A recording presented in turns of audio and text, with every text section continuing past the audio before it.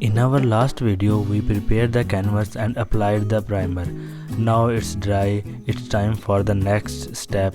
Welcome back to my channel.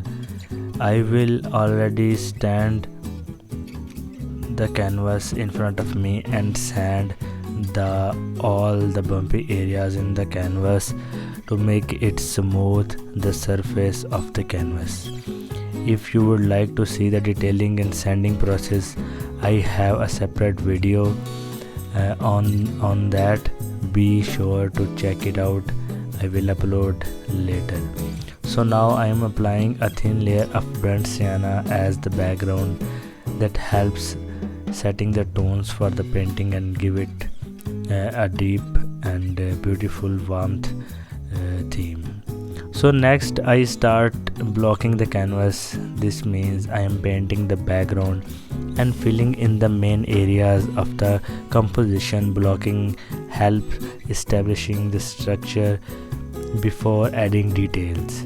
So as you can see, I am gradually covering the canvas and setting the foundation for the artwork.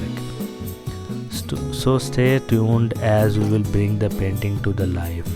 So in the next video we will refine the details and start adding depth.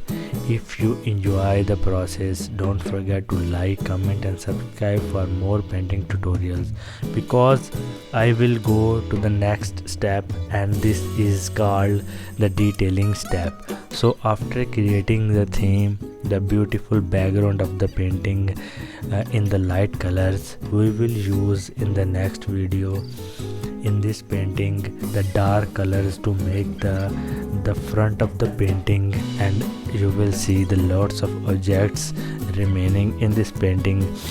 There is a lots of objects I didn't paint. So as you can see, I am using the brushes to blend the colors, to show the waters, the shadows of the green area in the water. So to be continued.